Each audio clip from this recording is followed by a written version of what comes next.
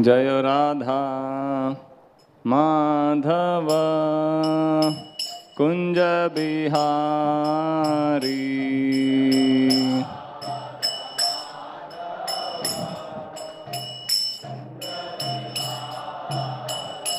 जय राधा माधव कुंज बिहारी।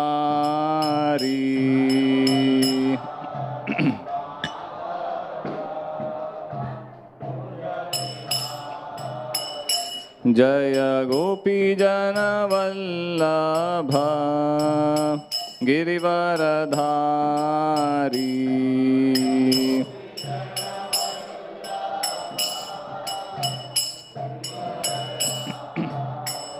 जय गोपी जन वल्लभ गिरिवरधारी।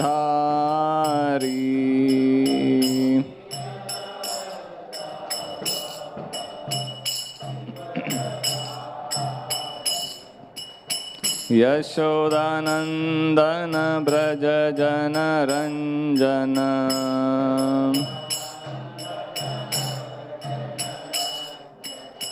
यशोदानंदन ब्रज जन रंजन।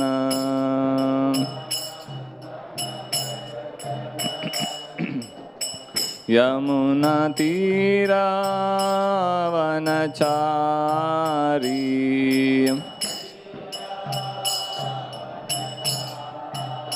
यमुना तीरावनचारी।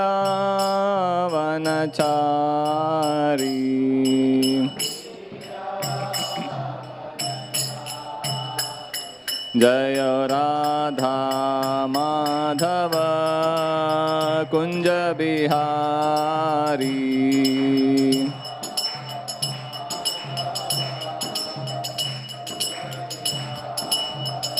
जय राधा माधव कुंज बिहारी।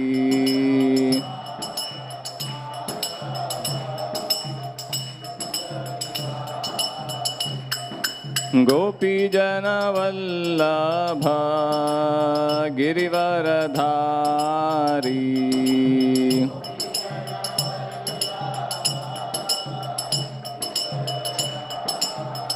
जय गोपी जन वल्लभ गिरिवरधारी।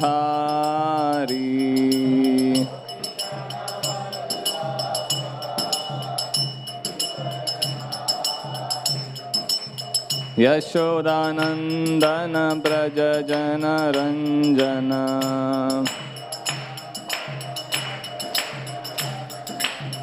यशोदानंदन ब्रज जन रंजन।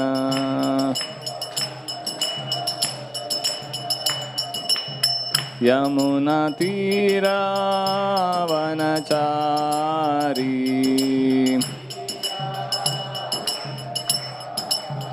यमुना तीरावनचारी।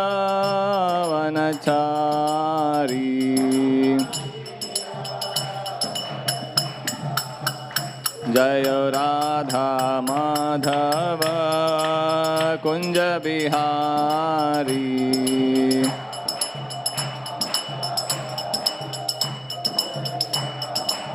जय राधा माधव कुंज बिहारी।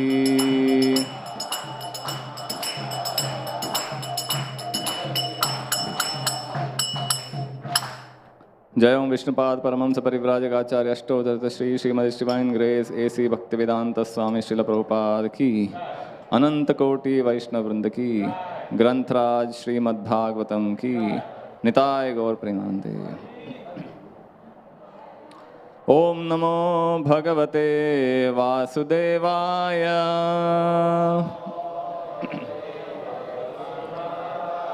ओम नमो भगवते वासुदेवाय।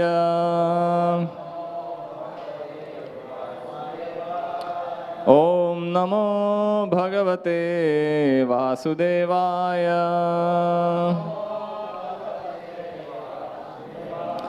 नारायणं नमस्कृत्य नरं चैव नरोत्तमं Devim Saraswatim Vyasam Tato Jayamudirayet Nashta Prayeshu Bhadreshu Nityam Bhagavata Sevaya Bhagavati Uttama Shloke Bhaktir Bhavati Naishtiki. We are reading from Srimad Bhagavatam, Canto 1, Chapter 13, text number 28. Athodicim disham yatu Svairatnyatagatir bhavan Itorvak prayashah kala Pumsam guna vikarshanaha Athodicim disham yatu Svairatnyatagatir bhavan Itorvak prayashah kala Pumsam guna vikarshana Athodicim disham yatu Svairatnyatagatir bhavan Itorvak prayashah kala Pumsam guna vikarshana.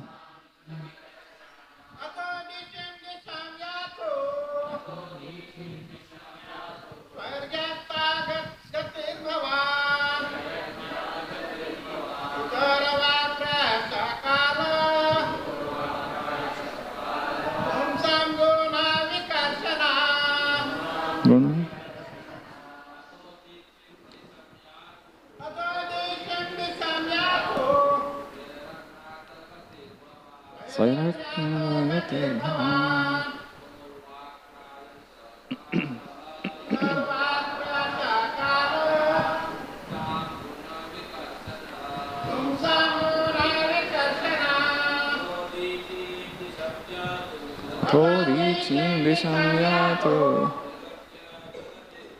Svairatnyatagatir bhavan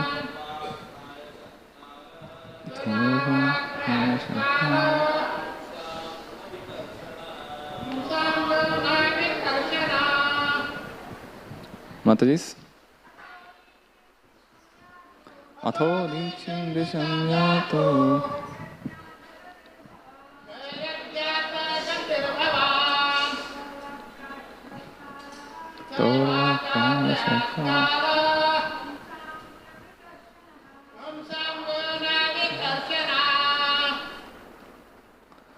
Word for word meaning.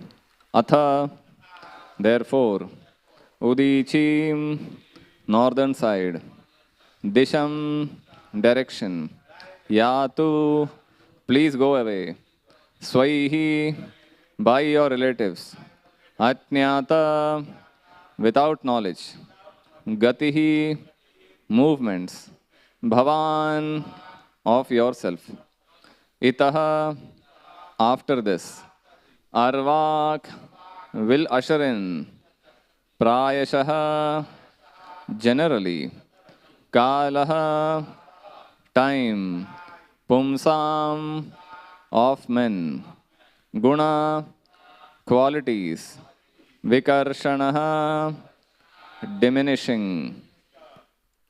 Translation purport by His Divine Grace Srila Prabhupada. Please therefore leave for the north immediately, without letting your relatives know. For soon that time will approach which will diminish the good qualities of men. Purport. One can compensate for a life of frustration by becoming a dhira or leaving home for good without communicating with relatives. And Vidura advised his eldest brother to adopt this way without delay, because very quickly the age of Kali was approaching.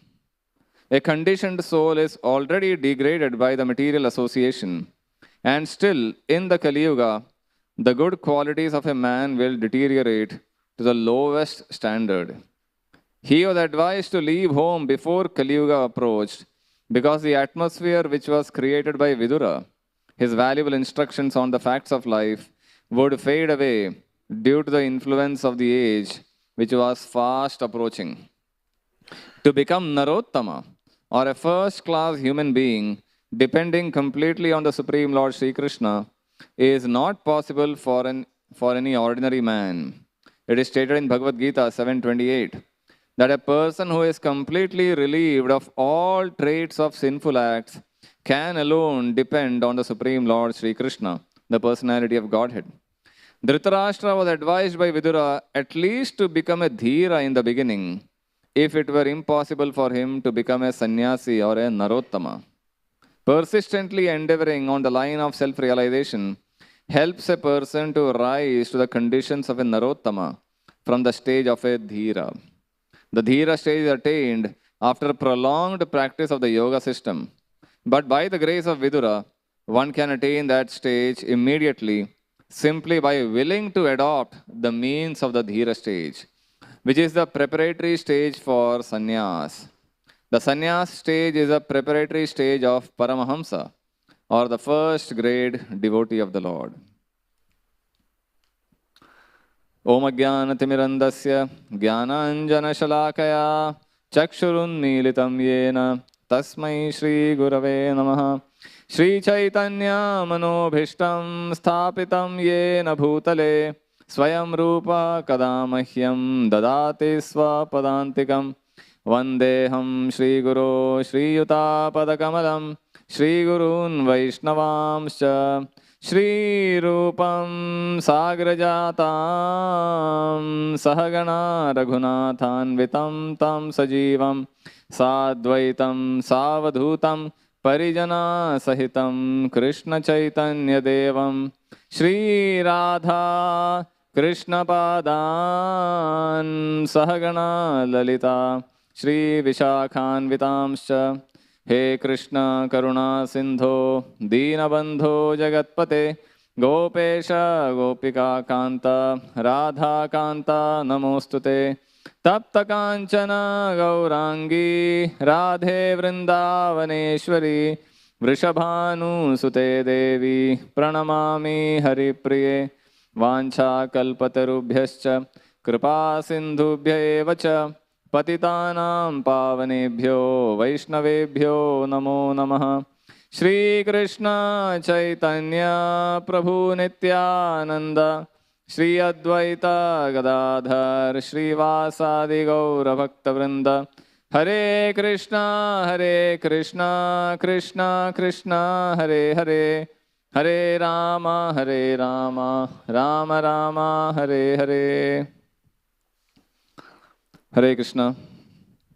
So we'll continue our discussion on this section of the first canto, where Vidura is coming back from pilgrimage after his precious association with Maitreya Rishi. After hearing a lot of instructions, he has come back to Hastinapur in order to deliver his elder brother Dhritarashtra.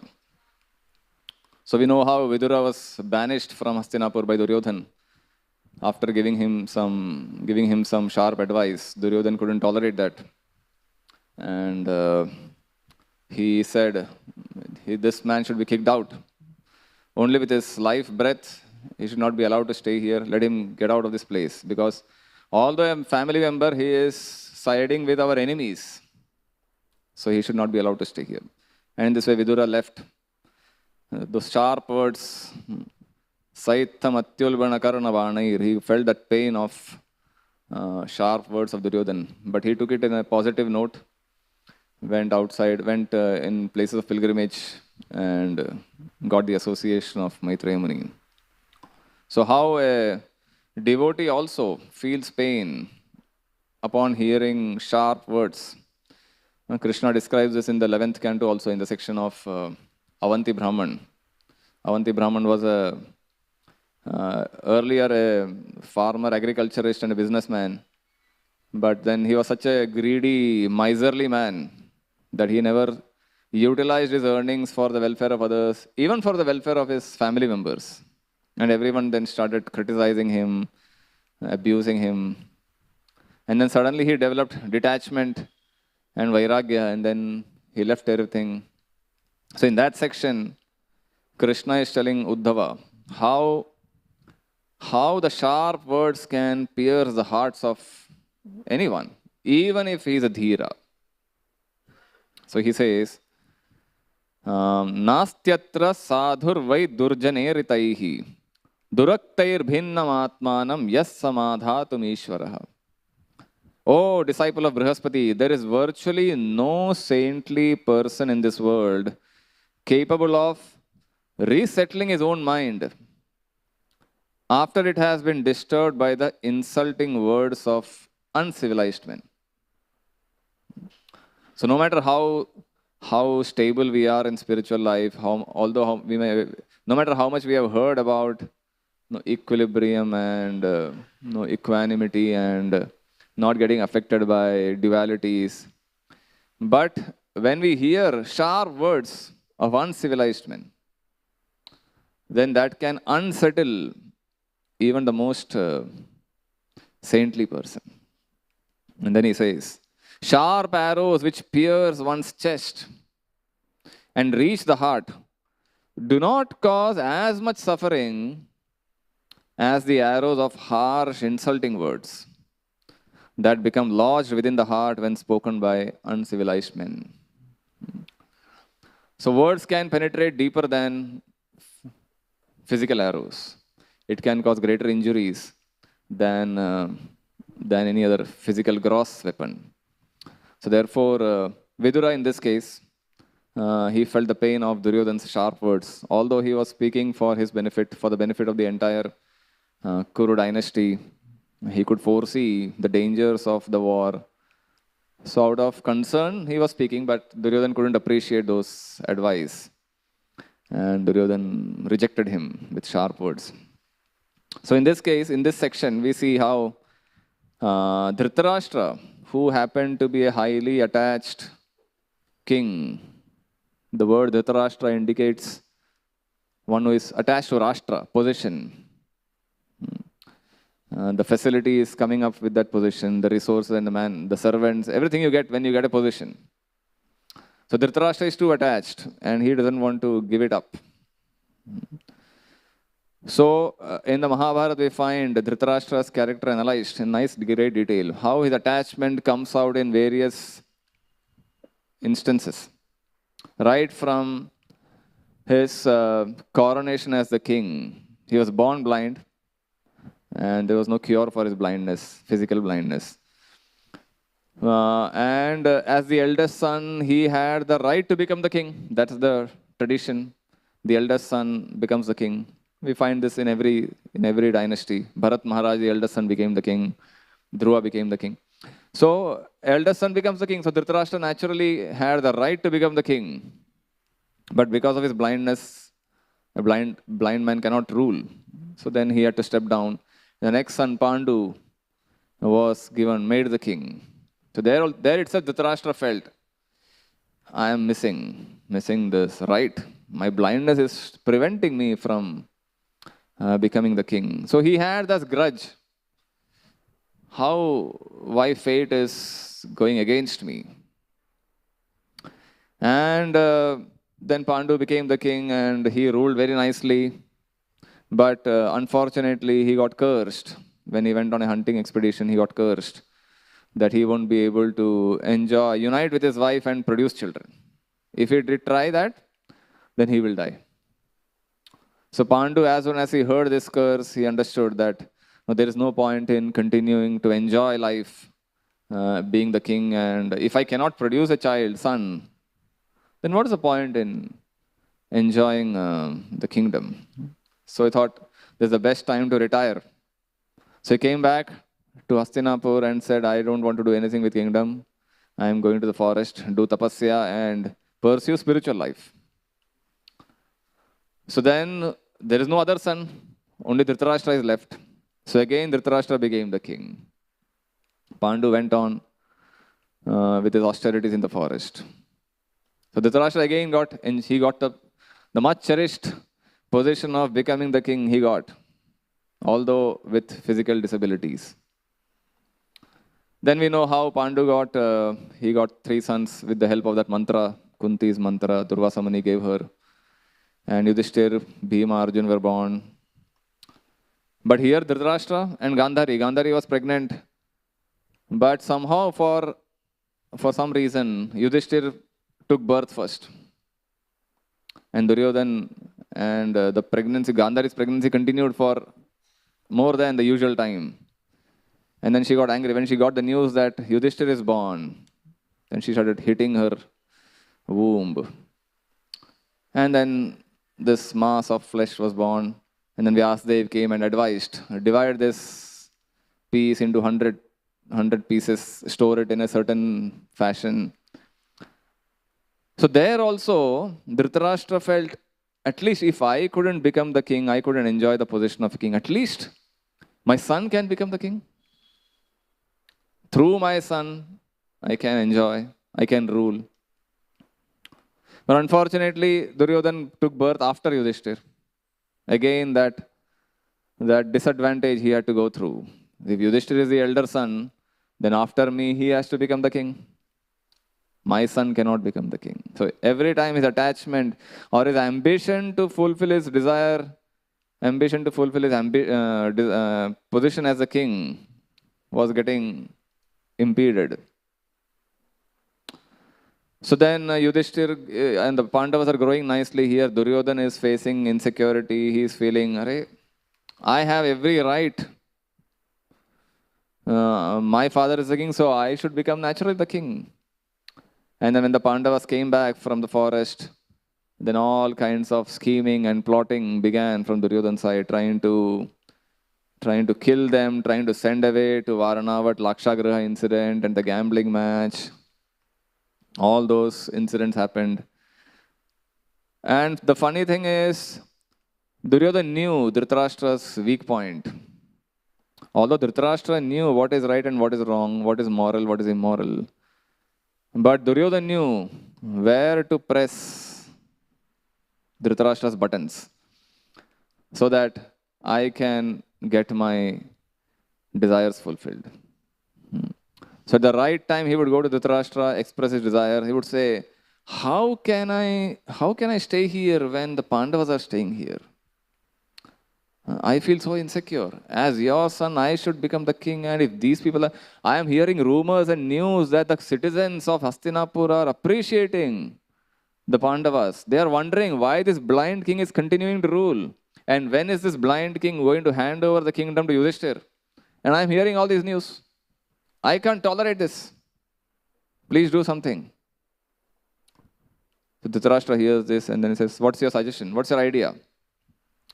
I suggest let us send them to a distant place and let them stay there and maybe they won't come back.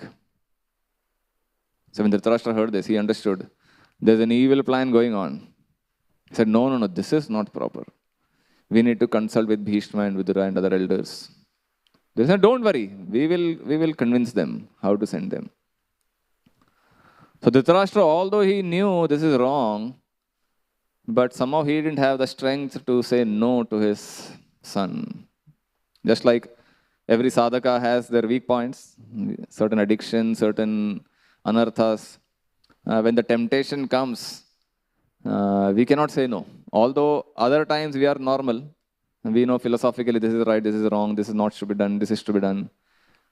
But when there is a temptation, when there is an alluring situation, everything that whatever we have learned, whatever we have understood, heard, everything is forgotten. And then we succumb to the temptation and then we regret later. Similarly, in this case, Dhritarashtra's addiction was his attachment to his son Duryodhan. So although he knew philosophically what is right and wrong, but when Duryodhan would come and present his case, his problems, Dhritarashtra would succumb. And then he would sanction. Like yesterday, Chaitanya Charan was saying, Dhritarashtra was hopeless and Duryodhan was shameless. when Krishna went as a peace messenger.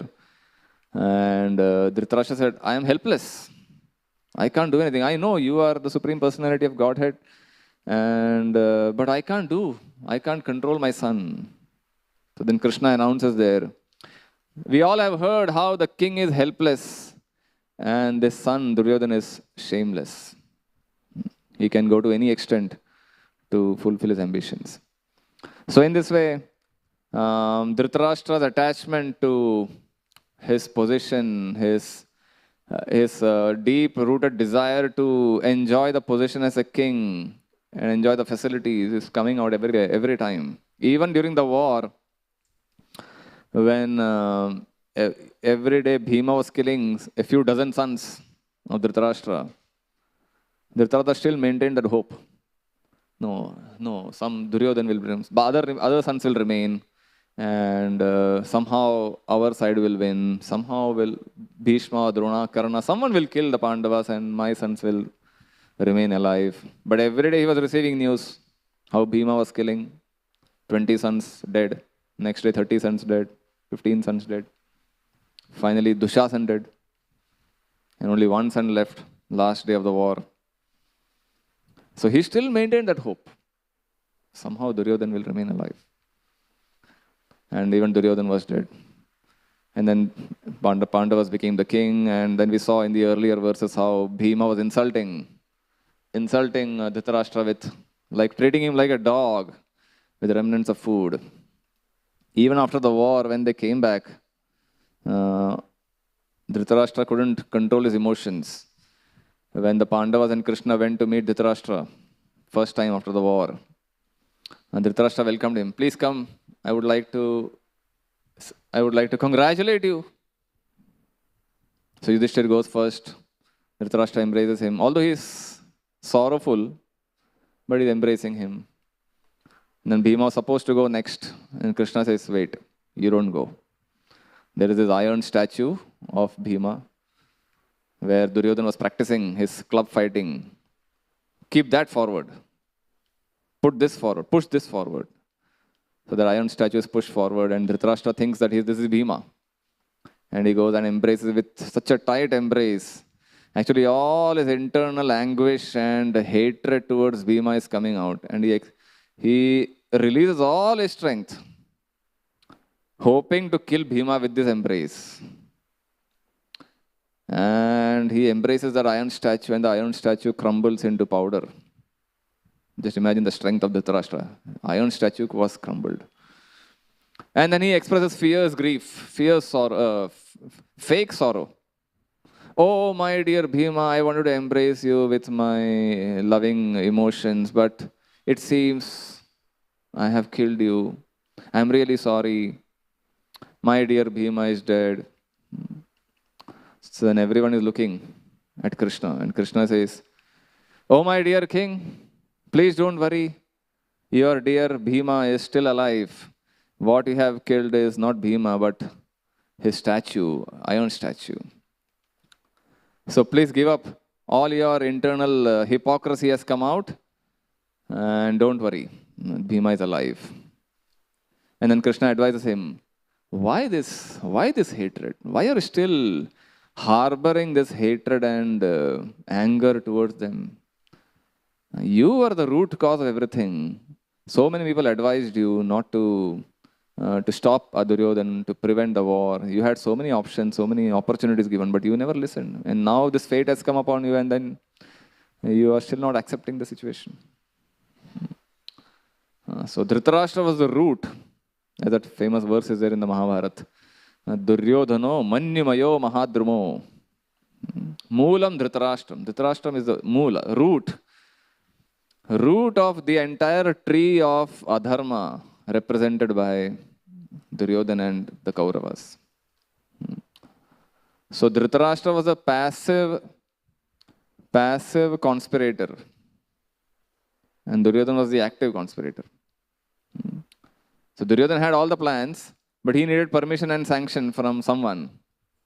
And Dhritarashtra provided it because he was the king. So in this way, Dhritarashtra's attachment comes out. Even during the birth of Duryodhana, when Duryodhana was born, the first day, Mahabharata describes how so many inauspicious omens were there. Jackals howling and donkeys braying and all kinds of inauspicious animals making sounds, clouds thundering. So Dhritarashtra wondered, why, what is the cause? And he asked Vidur, what is this happening? So Vidura had advised then that this indicates that this son of yours is going to be the destroyer of the entire Kuru dynasty. You should reject him, abandon him. Vidura didn't advise you should kill him, murder him. He said abandon him. Because if such a son stays in the kingdom, has a position of a king, then with such an evil mind, evil character, he will misuse everything. But if he is outside, not in the royal situation, then the damage caused will not be so much. You may continue maintaining him indirectly, but you don't have to raise him within the palace. So, but Dhritarashtra said, how, this is my son, and how can I reject him? So Vidura said, you're going to get 99 sons more. Just one son out of 100, not a big loss. And after he quoted that famous verse where he said, for the sake of a village, you have to reject a son. For the sake of a state, you have to reject a village. For the sake of a country, you have to reject a city. For the sake of the whole world, you have to reject a country. And for the sake of one's own self, you have to reject the whole world. So, for the sake of the entire dynasty, you are the king. Duryodhana is not your only son. The entire kingdom, citizens are your sons. Praja. Praja means the Raja is the father of the Praja. So you have responsibility towards every Praja here. And just because of your attachment to your one son, you are going to cause danger, harm to so many other sons, Praja. So therefore, for the benefit of everyone else, you should reject, abandon this child. So after giving a lot of advice, they remained silent. And Dhritarashtra thought about it, and he called his servant and said, take this child inside. Indirectly rejecting the advice. So Vidura, when he saw this, he and Bhishma looked at each other, stunned. Where did this all advice fall? It all fell on deaf ears. They looked at each other, speechless. But then they understood, we are helpless. Ultimately, he is the king, and his decision is final. So, in this way, Dhritarashtra's attachment is seen in every instance. But in spite of getting all advice, he was unable to cut that attachment. Only when that attachment was taken away, as Chaitanya Charan was saying yesterday, irreversibly taken away. Then when Vidura's advice came in this section, then it had its impact. All these years, he was getting advice from Vidura, but he couldn't appreciate that advice. At this instance, when all his sons were dead and Bhima was mistreating him, now when Vidura is speaking to him, that's harsh words, sharp words, now he is able to act upon the advice. And Vidura is advising him here, please therefore leave for the north without letting your relatives know. For soon the time of Kali Yuga will approach. So this is considered a glorious way to leave home. Without informing anyone, unknown to everyone, unknown to family members and friends, just leave and get into forest or the north Himalayas. Such departure is considered glorious. And the family members also should not grieve over such sannyas of the family member. They should celebrate. They may have the feelings of moroseness, but it's considered glorious. Not someone who is dragging on till the end of life and being abused and insulted by family members. So as long as a man is earning money, maintaining the family members, he is respected and appreciated.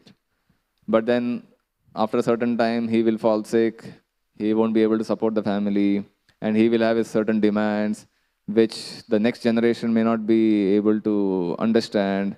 there is a generation gap. His needs are unable to not being understood by his sons and grandsons.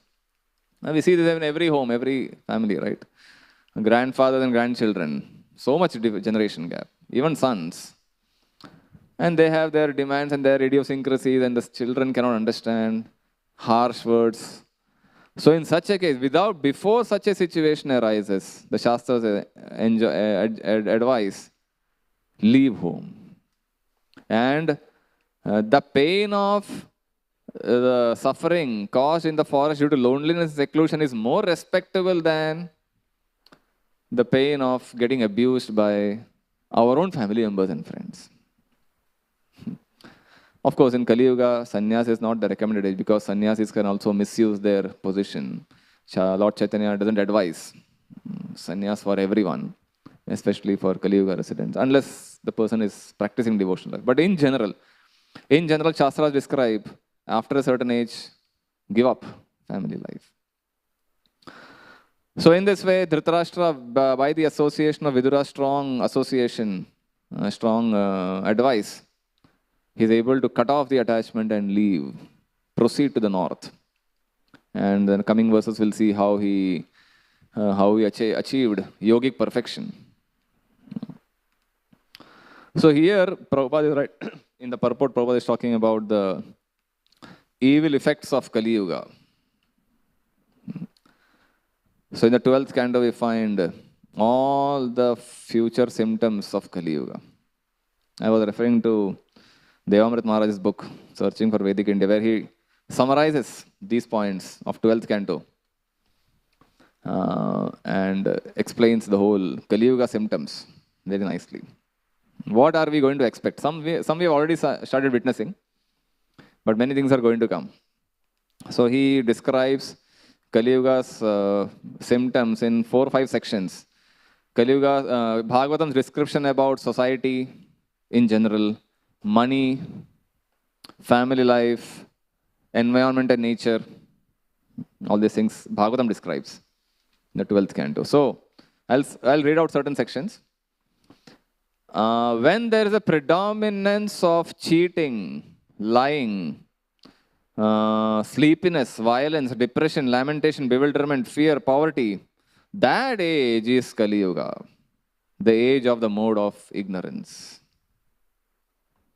Because of the bad qualities of the Kali age, human beings will become short-sighted, unfortunate, gluttonous, always eating, overeating, lustful and poverty-stricken.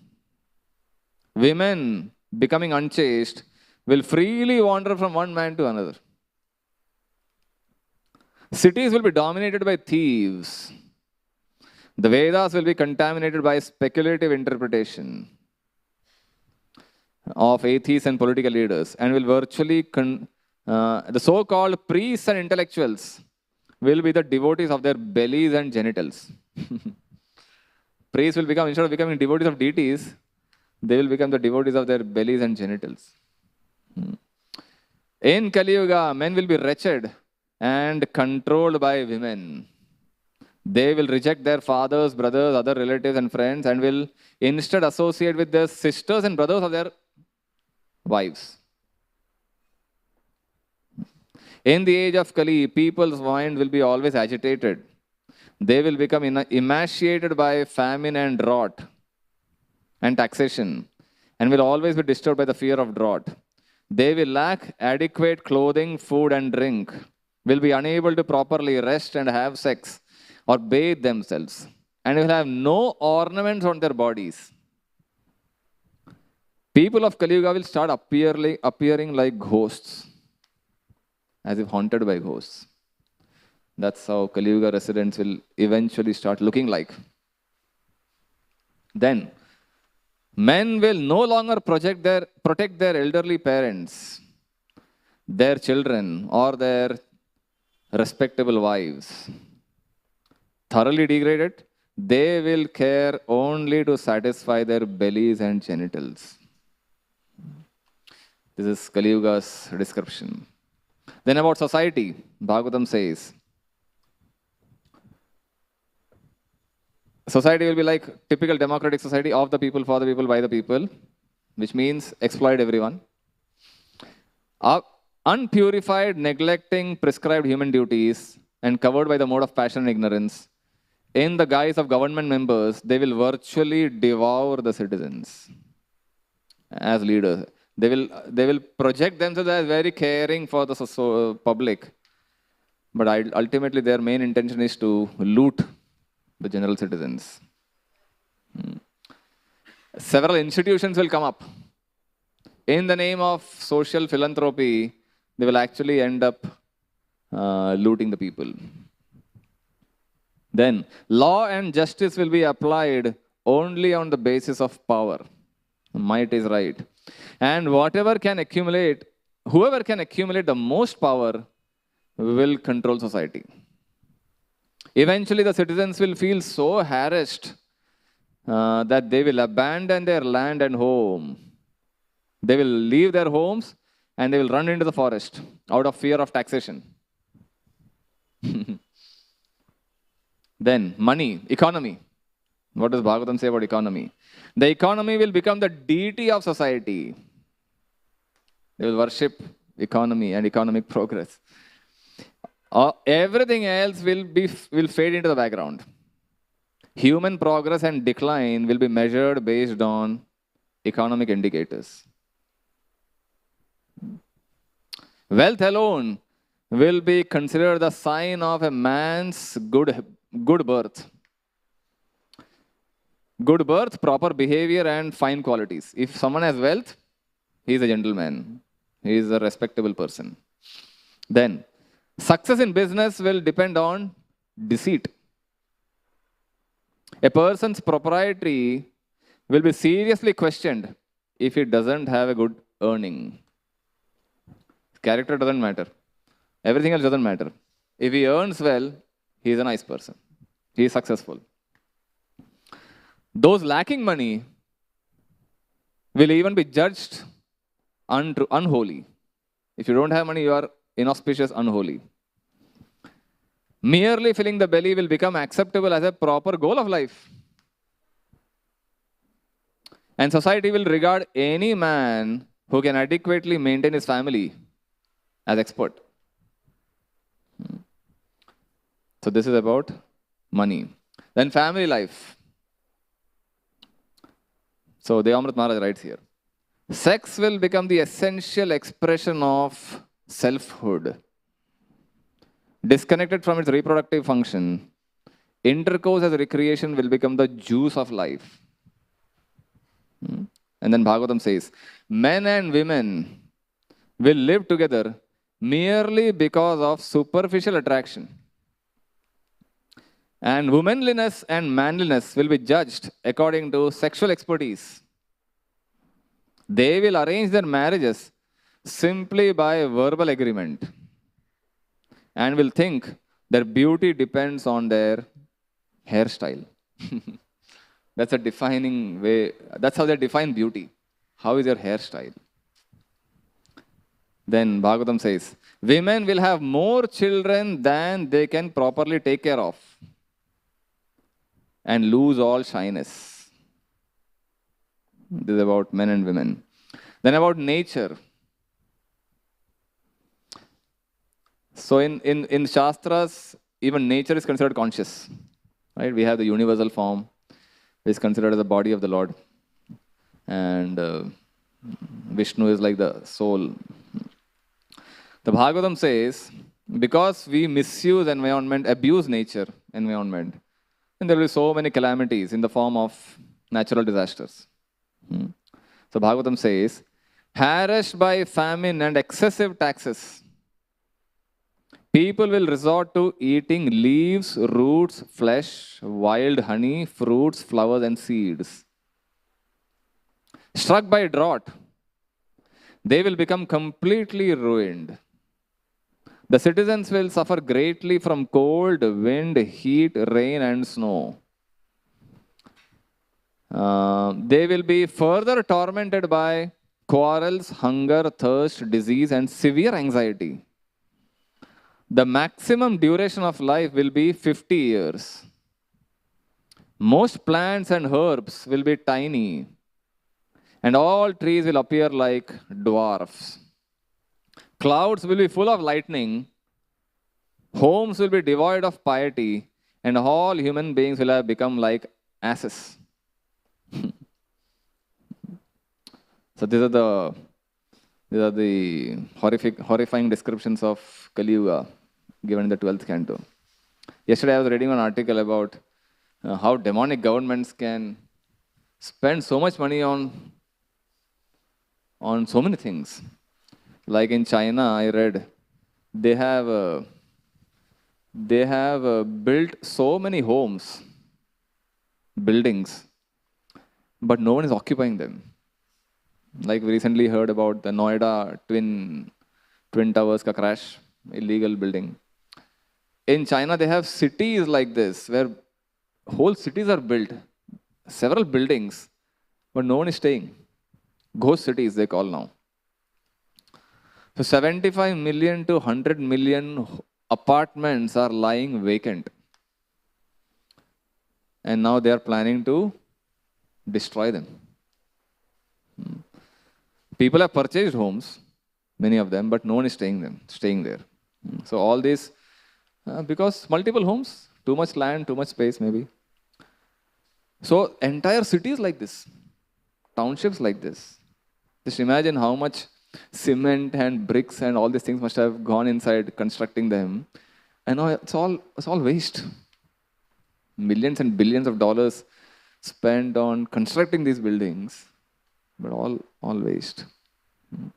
So sometimes people abandon cities because there is no enough water, resources, all the things.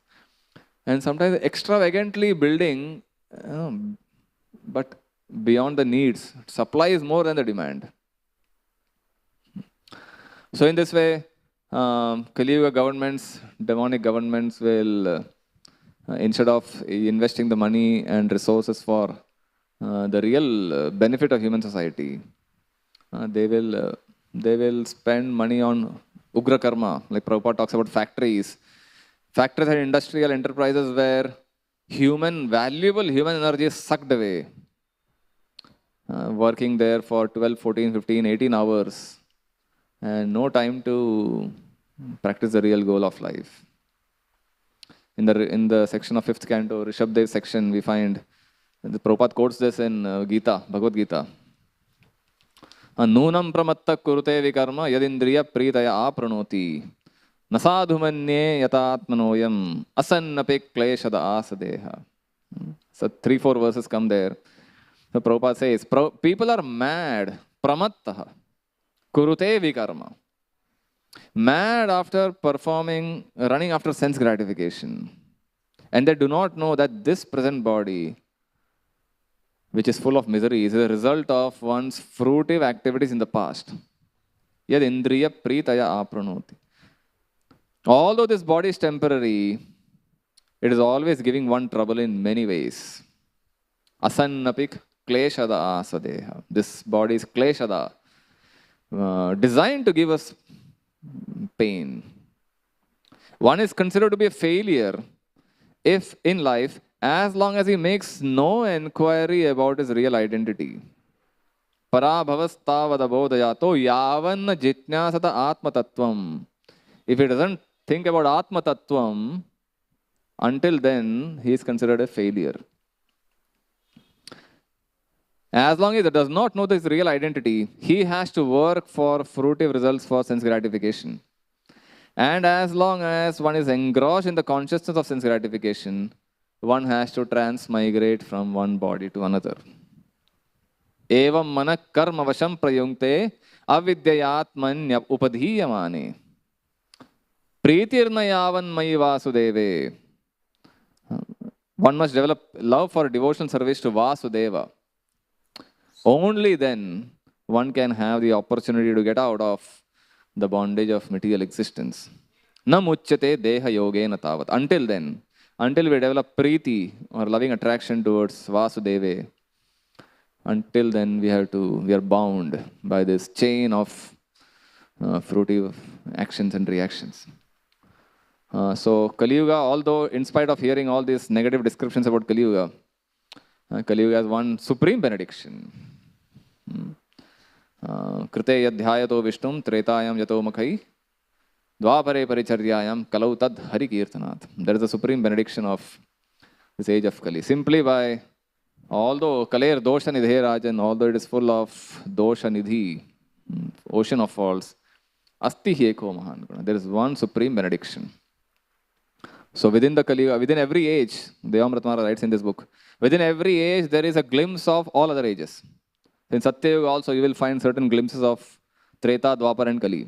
In Treta Yuga there is certain small glimpses of periods of Dwapar, Satya and Kali. And so in Kali Yuga also we have small windows of Satya Yuga, Treta Yuga and Dwapar Yuga. And the current period that we are going through in Kali Yuga is the golden age of Satya Yuga, where Lord Chaitanya has appeared, has ushered in a golden age for the next 10,000 years. And within the next 10,000 years, the Sankirtan movement will flourish. And anyone who takes to the process of chanting Krishna's holy names, surrendering to Krishna's devotional service, such a person can cross over all the unfortunate troubles that Kali Yuga has to offer us. Like the hoof print of a calf, we can cross over this ocean and go back to Godhead. Go back to Krishna's lotus feet. So thank you so much for your kind attention. I'll stop here. Anyone has any comment or question?